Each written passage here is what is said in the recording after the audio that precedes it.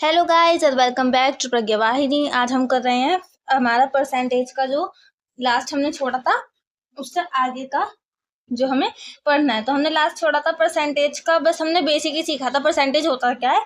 आज हम करेंगे percentages in money and measures, फिर फ्रैक्शन में भी देखेंगे, फिर डेसिमल में देखेंगे, फिर डेसिमल फ्रैक्शंस में देखेंगे और फिर एक नंबर के हिसाब से देखेंगे। ठीक है, इस तरीके से हम 4-5 टॉपिक्स आज के दिन कवर करेंगे और कल से फिर एक्सरसाइज के ऊपर चलेंगे। ठीक है, तो ये बेसिक का सेकंड पार्ट हो जाएगा आपका, है ना। तो शुरू करते हैं जल्दी से अपना टॉपिक। तो टॉपिक क्या है हमारा? Percentages in money and measures. ठीक है, तो आपको करना क्या है यहाँ पर, मान लो मैंने लिया एक पहला क्वेश्चन जो हमें दे रखा है, तो वो है 1000 ग्राम। अब हम क्या निकालेंगे, देखो 1000 ग्राम क्या होता है, 1 किलोग्राम होता है। ठीक है, तो हम मेजर निकालेंगे कैसे? ठीक है, तो हम क्या करेंगे, देखो मान लो तुम 1 ग्राम है। ठीक है, 1 ग्राम क्या आएगा यहाँ से, देखो 1000 ग्राम है यहाँ पर, अगर मैं 1 ग्राम की वैल्यू निकालूं यहाँ पर, तो ये 1000 को अगर मैं यहाँ डिवाइड में ले जाऊं, देखो ये आएगा, ये ऐसे रखेंगे 1 kg हमने ऐसे रख दिया, ये 1000 बस इसके नीचे आ गया, तो यहाँ केवल जी बचेगा, यानी कि 1 ग्राम की वैल्यू आएगी 1/1000 किलोग्राम आ जाएगी।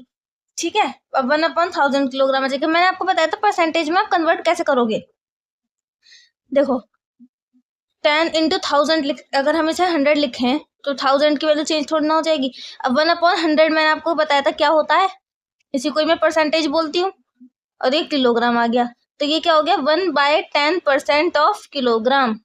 जो 1 ग्राम होता है 1/10% ऑफ किलोग्राम होता है। ठीक है, बस हमने इसे परसेंटेज में चेंज कर दिया, और 10 से अगर आप इसे डिवाइड दोगे 1 को, तो क्या आएगा 0.1 आएगा, यानी कि 0.1% ऑफ किलोग्राम जो होता है वो होता है 1 ग्राम। सही है, इस तरीके से क्या किया मैंने, केवल ये 1000 को मैं यहाँ पर डिवाइड में ले गई, ये आ गया 1 ग्राम, तो 1 ग्राम की वैल्यू क्या आ गई 1/1000। अब 1000 में से मैंने 100 को अलग कर दिया, 1/100 मिलकर हमारा क्या बन गया, परसेंटेज बन गया। और 1/10 जो रह गया था उसको मैंने डिवाइड कर दिया, तो आ गया 0.1% ऑफ किलोग्राम। इस तरीके से आपको ये जो मेजर था ये निकालना था। ठीक है, इस तरीके से आपको इन्हें निकालना होता है। जरा और थोड़े से क्वेश्चंस लेते हैं इसी टाइप के। ठीक है, मैंने ले लिया 1000 ml। 1000 ml कितना होता है, 1 लीटर होता है। ठीक है, ये चीजें आपको नोट करके रखनी चाहिए ताकि आप बाद में ना इनको थोड़ा सा पढ़ सको, तो आपको वो होगा एकदम से ना याद आएगा कि हाँ इस तरीके से करना है, क्योंकि आगे जाके ये यूनिट्स बहुत ज्यादा काम आती हैं। तो यहाँ से मैं 1 मिलीलीटर की निकालूंगी, सेम वैल्यू वही कितनी आ जाएगी 1000 ऑफ 1 लीटर। अब यहाँ से 100 हम अलग करेंगे, 1/10 into 100 अलग कर लिया, ये पूरा किस में चला जाएगा, परसेंटेज में चला जाएगा, ये 1 लीटर रहेगा, ये 1 ml रहेगा। 1 ml इज इक्वल्स टू क्या आएगा हमारा 1/10% ऑफ 1 लीटर, और ये क्या जाएगा 0.1% ऑफ 1 लीटर, है कि नहीं, ये है 1 ml। सेम बिल्कुल उसी तरीके से है ना। अब अगर आपको जिस भी हिसाब से निकालना हो, तो यानी कि अब 1 ग्राम कितना होता है 0.1% ऑफ किलोग्राम होता है। अब जैसे मतलब 500 ग्राम निकालना हो आपको, तो आप 500 से इसका मल्टीप्लाई कर दोगे, तो आपको क्या मिल जाएगा 500, 0.500% ऑफ किलोग्राम, इस तरीके से मिल जाएगा, है ना। अच्छा सुनो, पॉइंट के बाद जितनी भी डिजिट होंगी उन्हें अलग अलग पढ़ते हैं। जैसे मैंने बोला ना भी 0.500, तो उसे 0.500 नहीं बोलेंगे, उसे क्या बोलेंगे 0.500 ग्राम, है ना, 500 नहीं बोलेंगे, क्योंकि पॉइंट के बाद जो भी डिजिट आएंगी उनका वैल्यू बहुत ज्यादा कम हो जाती है। अब देखो सोचो खुद, 0 पॉइंट लगा हुआ है, ठीक है, यानी कि 1 से भी छोटी वैल्यू है, बिल्कुल 0 से थोड़ी सी बिल्कुल आगे की वैल्यू है, और 1 से बिल्कुल छोटी वैल्यू है, ऐसे मान के चलते हैं। ठीक है, इसीलिए उन्हें केवल हम नंबर्स में बोलते हैं कि पता नहीं, हमें नहीं पता। जैसे वो होता है ना, एक जैसे बहुत ज्यादा बूढ़े आदमी हो जाते हैं, ठीक है, तो उनका नहीं पता होता वो कब छोड़ दें इस संसार को, है ना, तो हम क्या बोलते हैं कि बस इनका तो चल रहा है ना, यही कह देते हैं। तो इसीलिए इसी तरीके से इन नंबर्स का होता है, ये नहीं पता होता कि वो कहाँ पे जाकर खत्म हो जाए नंबर, क्योंकि बहुत ही ज्यादा छोटा नंबर है, पता नहीं कब हम इसे 0 मान लें। इसीलिए हम वो यही कहते हैं कि 0.1234 इस टाइप से चलते हैं, है ना, तो वो ऐसे है। अब इसके अगला अगर हम देखें,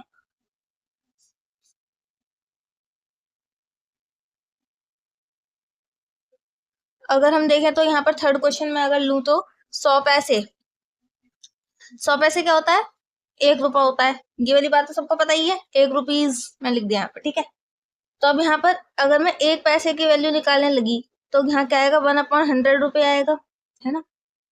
और 1/100 क्या होता है? परसेंट होता है, ये तो मैं बता चुकी। तो आप यहाँ लिखोगे बस 1 पैसे इज इक्वल्स टू परसेंट।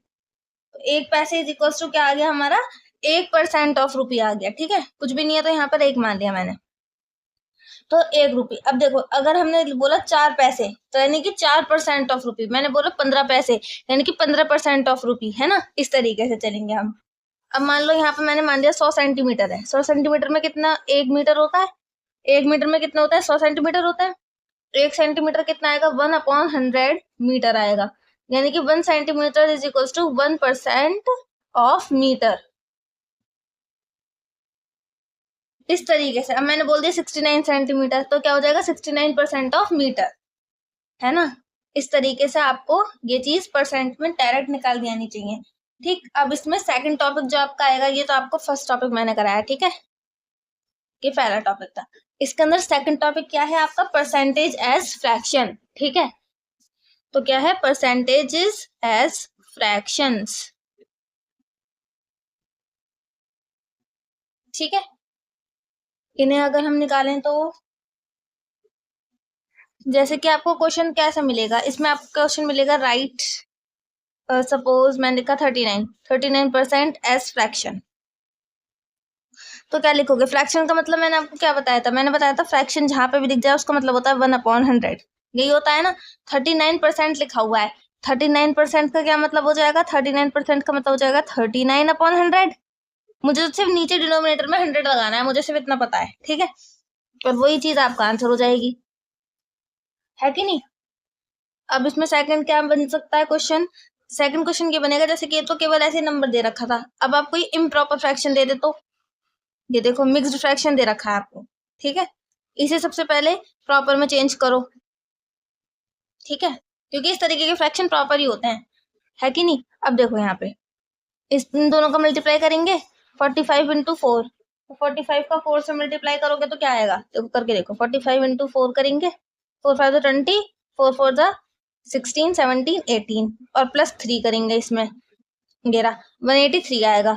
183, और यहाँ बाय में कौन है? 4 है। इसका परसेंट निकालना है। अब देखो मैंने क्या बताया था? परसेंट का क्या मतलब होता है? नीचे हमें 100 से मल्टीप्लाई करनी है, वो परसेंट होता है। ठीक है, तो 183/4 इंटू 100 कर दी मैंने परसेंट निकालने के लिए, है ना। तो ये कितना आ गया? 183/400, ये आएगा आपका फाइनल आंसर। इस तरीके से फ्रैक्शन में आपको इन्हें कन्वर्ट करना था। आ गई बात समझ में? आ गई होगी। अब देखो इसका नेक्स्ट टॉपिक क्या है। इस तरीके से ना आपको मैं कुछ टॉपिक्स क्लियर करा देती हूँ आज ही, क्योंकि आगे जाके आपको इस चीज की जरूरत पड़ेगी बहुत ज्यादा, तो आपको मुझे ये बार बार नहीं बताने पड़ेंगे। आज ही हमारा सेकंड बेसिक क्लास हो जाएगी, और कल से हम एक्सरसाइज करेंगे बिल्कुल फिर। ठीक है, अब देखो यहाँ पे क्या है? Decimal fraction as percentages. ठीक है, डेसिमल फ्रैक्शन क्या होता है? डेसिमल होता है जैसे कि आपने 0.4 लिखा है, तो यहाँ पे ये डेसिमल लगा हुआ है ना। इसको अगर हम परसेंटेज में चेंज करें तो आप क्या करोगे? यहाँ जो ये पॉइंट है ना, इस पॉइंट को हम हटाएंगे। जहां जैसे आपने ये पॉइंट हटाया तो डायरेक्ट 1 लिखोगे आप इसके नीचे, डिनोमिनेटर में क्या लिखेंगे? पॉइंट हटाने के साथ ही यहाँ पर 1, और आगे जितनी भी संख्याएं हो, जितनी भी आपको डिजिट दिख जाए उतने ही 0 लगा दो। अब जैसे इस वाले केस के अंदर 1 ही है तो मैंने 1 0 लगा दिया, बस, और कुछ नहीं करना। पॉइंट हटाया, तुरंत 1 लिखा, और जितनी ज्यादा डिजिट है उतनी ही ज्यादा 0 बढ़ाते चले गए। ये चीज करनी होती है। ठीक है, अब हमें क्या करना है? ये हम ये क्या हो गया हमारा? 4/10। अब आप इसको 0 को लिखो मत लिखो कोई फर्क नहीं पड़ता, हमने पॉइंट हटा लिया ना, 4/10 है। हमें क्या बनाना है? हमें बनाना है 100 बनाने के लिए मैं क्या करूँ? यहाँ पे भी 1 0 लगा देती हूँ, यहाँ पे भी 1 0 लगा देती हूँ। मुझे तो 100 बनाने से मतलब है ना, तो मैं 1 0 यहाँ लगा दूंगी, 1 0 यहाँ लगा दूंगी। 0 लगाने का क्या मतलब हुआ? मैंने यहाँ दोनों में 10 से मल्टीप्लाई कर दिया। 10 से मल्टीप्लाई अगर दोनों में कर दूंगी तो कोई दिक्कत ही नहीं है, क्योंकि यहाँ 1 0 से 1 0 मैं काट भी सकती हूँ, है कि नहीं। तो मैं बढ़ा भी तो सकती हूँ ना, बढ़ा दिया मैंने। अब यहाँ पे 1/100 बन रहा है, ये देखो। इसे मैं और क्या लिख सकती हूँ? 40 इंटू 1/100, और 1/100 जहाँ दिख गया वो क्या है? मल्टीप्लाई का साइन है, तो ये कितना हो गया? 4, ये हो गया 40%। आगे बात समझ में? इस तरीके से आपको ये करना था। इसके अलावा आपको चेंज करना है 0.83, इसे बदलो अगर आपको परसेंटेज बदलना है तो। अब यहाँ पर देखो मैंने आपको क्या बताया? पॉइंट हटाने के साथ ही यहाँ पर 1 लगाएंगे, जितनी भी डिजिट आगे हैं उतनी ही 0 लगा देंगे। 2 डिजिट थी, मैंने 2 0 लगाई हैं। 83/100 हो गया। और 1/100 यानी कि ये क्या है 83 इंटू 100 कह सकती हूँ मैं इसको, और ये क्या हो जाएगा 83%। जहां भी 1/100 दिख गया वो क्या बन जाएगा, परसेंट बन जाएगा। ठीक, इस तरीके से ये हो गया आपका आंसर। इस तरीके से आपको ये करना था। अब इसका अगला टॉपिक क्या है, इसका अगला टॉपिक है आपका percentages as decimal functions, fractions. ठीक है, ये क्या होते हैं। अब अगर हमने 43.9 है, ठीक है, इसको हम डेसिमल फ्रैक्शन में बदलेंगे। डेसिमल फ्रैक्शन में बदलेंगे का क्या मतलब है, ये पहले से ही परसेंटेज में है, ठीक है, इसे हम डेसिमल फ्रैक्शन में बदलेंगे। यानी कि केवल आपको एक, जैसे हमने इससे अभी क्या करा था, हमने करा था डेसिमल फ्रैक्शन से परसेंटेज बनाई थी। अब हम परसेंटेज को डेसिमल फ्रैक्शन बनाएंगे, मतलब यहाँ से यहाँ पर आएंगे। ठीक है, अब समझो 43.9 है, ये परसेंटेज में है, तो ये देखो 43 और 0.9 है, और परसेंटेज का क्या मतलब मैंने आपको बताया 1/100 है, तभी तो परसेंटेज है, तो ये परसेंटेज को मैंने 1/100 में ब्रेक कर लिया। और 43.9 है, पॉइंट हटेगा, तो पॉइंट के हटते के साथ यहाँ मैंने 1 लगा दिया, और इसके आगे जितनी डिजिट थी उतनी मैंने 0 लगा दी। एक डिजिट थी, एक 0 लगा दी। अब मुझे क्या करना है, अब बस मुझे देखना है कि ये क्या बन रहा है। ये बन रहा है 439 बाय 1 2 3 0 लग गया नीचे, है ना। अब देखो यहाँ पर किस तरीके से, मैंने क्या बताया था आपको कि पॉइंट जैसे ही मैं हटाऊंगी, मैं वहां पर 1 लगाऊंगी, तो यहाँ पर 1 2 3 3 0 लगी हुई है, यानी कि 3 डिजिट छोड़ के यहाँ पर पॉइंट रहा होगा। भाई यहाँ पे पॉइंट रहा होगा 439, तभी तो इन्होंने पॉइंट हटाया और यहाँ पर 1 0 लगाई होगी और 1 2 3 0 लगा दी होंगी, है ना। तो यहाँ पे क्या आ जाएगा, ये बस 0 मैंने ऐसे लगा दिया क्योंकि पॉइंट खाली मुझे अच्छा लग रहा था, तो मैंने यहाँ पे 0 लगा दिया और बाकी 439 लिख दिया। अब जैसे अगर आप, अब आपको समझ में आ गया कि किस तरीके से मुझे ये मैंने डेसिमल फ्रैक्शन बनाया इसका। जैसे ही मैं पॉइंट हटाऊंगी यहाँ पर 1 लगेगा और 1 2 3 0 यहाँ पर लग जाएंगी, तो आंसर क्या आ गया आपको 0.439। इस तरीके से ये क्वेश्चन करना था। ठीक है, एक बार और समझेंगे। 0.06% है ना, ये वाला क्वेश्चन समझो कैसे होगा। 0.06 तो अलग लिख दिया, परसेंटेज को देखते के साथ ही मैंने क्या कर दिया, यहाँ 1/100 लिख दिया। मुझे पता है 1/100 कितना होता है, परसेंटेज होता है। अब यहाँ मैंने ये जो पॉइंट है इसे हटाया, यहाँ हटाते के साथ ही मैं 1 लगाऊंगी और पीछे जितनी डिजिट है उतनी क्या लगाऊंगी, 0 लगाऊंगी। लगा दिया, तो यहाँ मेरा क्या बचा 6, यहाँ कितने 0 आ गए 1 2 3 4। अब मुझे इतना पता है अगर मुझे इसे डेसिमल में चेंज करना है तो जितनी ज्यादा 0 लगी हुई होंगी, यानी कि उतनी ही डिजिट रही होंगी पीछे डेसिमल के, है ना, तभी तो उन्होंने इतनी 0 लगाई है। और जहां पर 1 है वहीं पे मैंने डेसिमल लगाया। उसके बाद 1 2 3 4 डिजिट होनी चाहिए, 4 डिजिट होनी चाहिए और चौथी डिजिट 6 होगी, है ना। तो और बीच में क्या भर दूंगी मैं, 0 1 2 3, क्योंकि 0 का तो कोई मतलब ही नहीं होता। मैं यहाँ से अगर ये पॉइंट हटाऊंगी तो यहाँ पर 1 लगाऊंगी, 1 2 3 4 4 मैं यहाँ पर लगा दूंगी 0, और इन 0 को मैं कोई महत्व ही नहीं दूंगी। मैं इसको क्या लिखूंगी 6 बाय और ये 10,000 ये लिखूंगी ना। तो यहाँ क्या बन गया मेरा 0.0006 और ये आ गया आपका आंसर। इस तरीके से आपको ये क्वेश्चन करना था। समझ में आया होगा, है ना, कुछ ना कुछ तो समझ में आया ही होगा। बहुत ही ज्यादा आराम से एकदम मैंने आपको एक चीज समझाने की कोशिश करी है। चलो एक क्वेश्चन और देख लो। 0.2% है, ठीक है। अब देखो मैंने 0.2 तो ऐसे लिख दिया और परसेंटेज को क्या लिखा है 1/100 लिखा, ठीक। अब देखो 1/100 और ये पॉइंट मैंने हटाया तो यहाँ पे एक डिजिट थी, एक 0 लगा दिया। अब ये क्या आ गया 2/1 2 3, यानी कि 3 डिजिट होंगी। उससे पहले पॉइंट लगा हुआ है जब ये यहाँ पर 1 आया है, मैंने यहाँ पर पॉइंट लगा दिया, ठीक है, 0 के साथ मैंने यहाँ पर पॉइंट लगा दिया। इसके पीछे कितने डिजिट रहेंगे 1 2 3 और तीसरे डिजिट कौन है 2 है। ये तो मुझे पता चल गई। बीच की 2 डिजिट के लिए मैं क्या कर दूं, बस 0 लगा दूं। ये मेरा आंसर हो गया। इस तरीके से आपको ये चीज करनी थी। आई होप बहुत अच्छी तरीके से अब तो दिमाग में भरी गई होगी। जिस तरीके से मैंने आपको समझाया है ना, बिल्कुल अच्छी तरीके से आपको ये चीज समझ में आ गई होगी। अब आज का बिल्कुल लास्ट टॉपिक है आपका, क्या है, परसेंटेज ऑफ अ नंबर। ठीक है, एक नंबर की हम परसेंटेज निकालेंगे, कैसे निकालते हैं, क्योंकि जैसे आपको एग्जाम में मिलते हैं ना नंबर, कितनी परसेंट आई है, ये पूछता ना आप अपने फ्रेंड से, क्या परसेंटेज आ गई भाई तुम्हारी। क्योंकि क्या होता है ना कि परसेंटेज एक ऐसी चीज होती है, जैसे आपका टोटल 800 में से पेपर होता है, मान लो 8 सब्जेक्ट हैं आपके, 8 में से आपको कितने नंबर मिले हैं 100 में से, है ना। तो 800 में से टोटल कितने नंबर मिले आपको? मान लो 750 नंबर मिल गए, तो आप कैसे बताओगे सामने वाले को कि आपका कितने परसेंट आई है ना? तो आप उसी तरीके से तो निकालोगे। तो मैं वही आपको तरीका बता रही हूँ कि किस तरीके से आपको निकालना है, ठीक है? तो वो वाला टॉपिक भी कर लेते हैं जल्दी से, क्योंकि इसी चीज का तो इंतजार चल रहा है यहाँ पे, है ना? तो अब बिल्कुल इंतजार की घड़ियां जो है समाप्त हो जाएंगी यहाँ पर, और परसेंटेज ऑफ अ नंबर हम करेंगे यहाँ, ठीक है? तो percentage of a number heading डाल ली। अब हम क्या कर रहे हैं, जैसे कि मान लो मैंने लिखा मान लो किसी के 8 नंबर आए हैं 100 में से, तो क्या परसेंटेज बनी है उसकी? कैसे बताओगे? 1/100 से ही तो बताओगे। 1/100 मैंने क्या बोला आपसे? 1/100 क्या होता है? ये होता है परसेंटेज, ठीक है? अब जैसे मान लो किसी के 8 आए हैं, 100 में से किसी के आए हैं 8, ठीक है?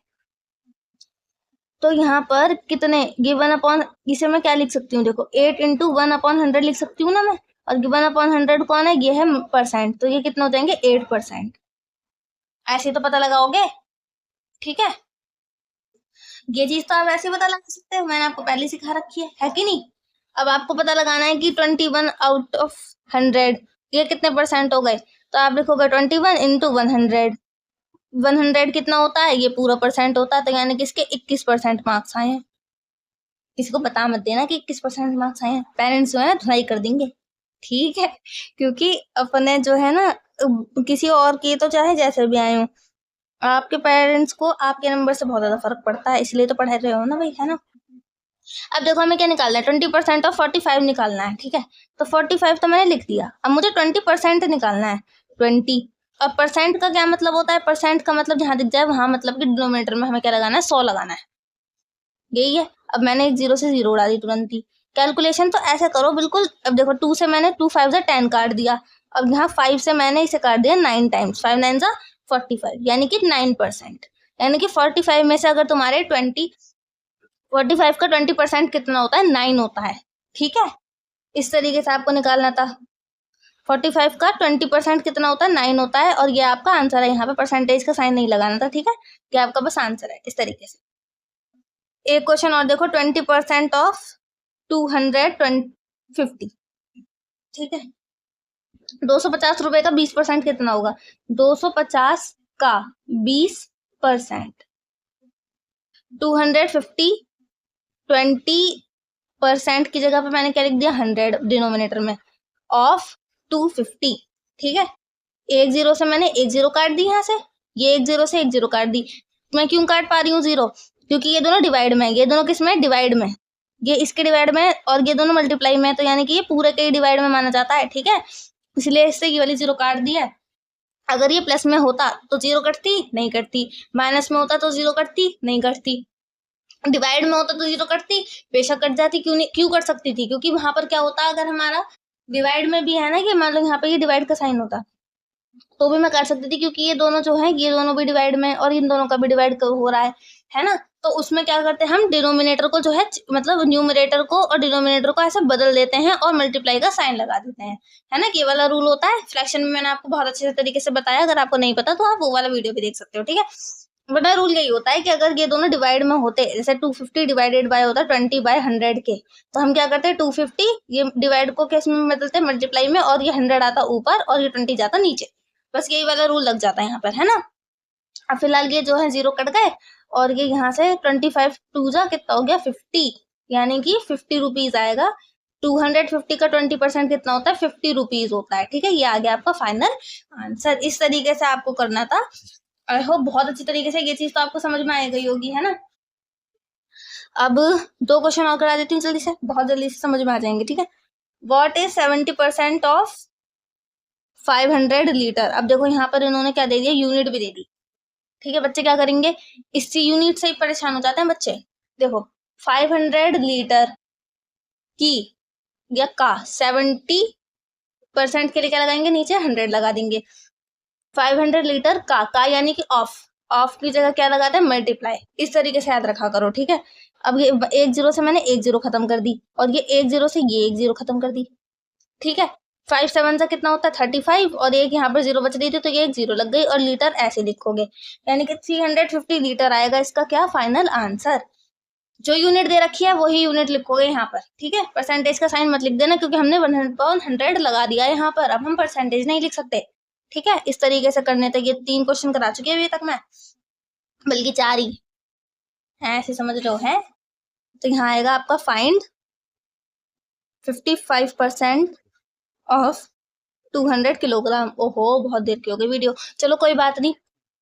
अब क्या करेंगे हम, 55% ऑफ 200 किलोग्राम, 200 किलोग्राम जो है इसका हमें क्या निकालना है, 55%, 55 और परसेंट की जगह क्या लिखोगे, 2 जीरो लगा दोगे, बहुत बढ़िया। अब इसके जगह 2 जीरो से क्या कर दी, 2 जीरो काट दी, 55 की 2 से मल्टीप्लाई कर दो, देखो 2 5 10 की 0 कैरी 1, 2 5 10 और 1 11। इसी तरीके से बिल्कुल कैलकुलेशन करनी है, केजी जो था वो केजी का ऐसे लिख दिया और ये आ गया आंसर। देखो जितनी ज्यादा जल्दी आप कैलकुलेशन करोगे ना उतना ही ज्यादा बढ़िया रहेगा आपके लिए, क्योंकि एग्जाम में आपको जल्दी से जल्दी सब कुछ निपटाना है। क्योंकि बच्चे, आपको पता है बच्चों का सबसे ज्यादा मार्क्स क्यों नहीं आते मैथ के अंदर, क्योंकि बच्चों का पेपर छूट जाता है। हमारा जो स्कूल था ना science triple S public school, triple S था, सुंदर सिंह पब्लिक स्कूल था हमारा, उसके अंदर पता है क्या होता था, उसके अंदर बहुत लंबा पेपर बनता था, बहुत लेंथी पेपर, ठीक है। तो बच्चे क्या करते थे, शुरुआत से शुरू करने की आदत होती थी बच्चों की कि शुरू से शुरू करेंगे और लास्ट में जाकर खत्म करेंगे। मेरा पेपर पूरा क्यों होता था, मेरे मैथ में बहुत अच्छे नंबर आते थे, क्योंकि मेरा पेपर इसलिए पूरा होता था क्योंकि मुझे सब चीजें पता होती थी। मैं प्रैक्टिस नहीं करती थी कभी भी पेपर से पहले। जिस दिन मैथ का पेपर होगा ना, मैं मैथ छोड़ के सब कुछ पढ़ती हुई मिलूंगी।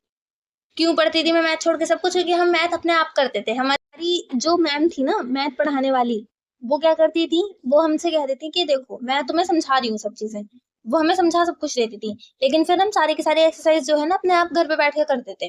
तो हमारी प्रैक्टिस की प्रैक्टिस हो जाती थी और मैम फिर चेक कर देती थी। तो फिर चेक जब वो करती थी बहुत एकदम बारीकी से चेक करती थी, एक एक की मिस्टेक बताती थी हमारी कि क्या थी क्या नहीं थी।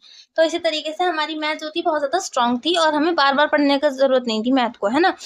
तो इसी तरीके से जब तक आप रिवीजन नहीं करोगे एक तो, और रिवीजन करते रहोगे तो आपकी प्रैक्टिस बहुत ज्यादा होती रहेगी। प्रैक्टिस सबसे ज्यादा करो मैथ के अंदर तो आपको बहुत ज्यादा ना एक तो रिलीफ भी मिलेगा कि हमें ज्यादा कोई दिक्कत नहीं होगी, टेंशन भी नहीं होगी एग्जाम की। एग्जाम से एक दिन पहले वो बच्चे पढ़ते हैं जिन्होंने कहीं ना कहीं अपनी प्रैक्टिस छोड़ रखी है।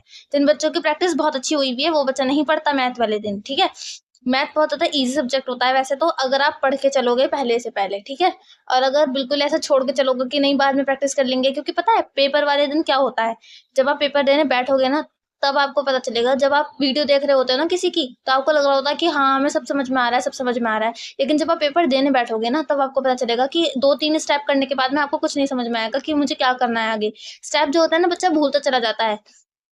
और अगर अभी फियर बन गया ना मैथ का तो फिर आगे जाके नहीं समझ में आएगी, क्योंकि आगे ये ही चीजें बहुत ज्यादा एडवांस लेवल पर आती हैं, ठीक है। कहाँ कहाँ पर किस किस तरीके से आपसे एक एक एक एक एक एक, एक चीज जो कि बहुत छोटी सी आपने बहुत छोटी सी अमाउंट में सीख रखी है ना, अभी आगे जाके आपको हर तीसरे क्वेश्चन में वही चीज मिलेगी। जो कि आपको पता है टीचर्स भी क्या कहेंगे कि ये चीज तो तुम बचपन से करते हुए आ रहे हो, चाहे तुमने बचपन में करी है नहीं करी है उससे टीचर को फर्क नहीं पड़ रहा है, वो कहेगा बचपन से करते हुए आ रहे हो, ठीक है। इसीलिए ये चीजें पहले से पहले पढ़ते हुए चलो और हमारी वीडियो को लाइक करो, शेयर करो और चैनल को सब्सक्राइब भी जरूर से करना, ठीक है। सर सब्सक्राइब जरूर से करना और कमेंट जरूर करना कि तुम्हें अगला चैप्टर कौन सा पढ़ना है, मैं उस हिसाब से आपके लिए वीडियो बनाऊंगी, ठीक है। तो thanks for watching our video and take care.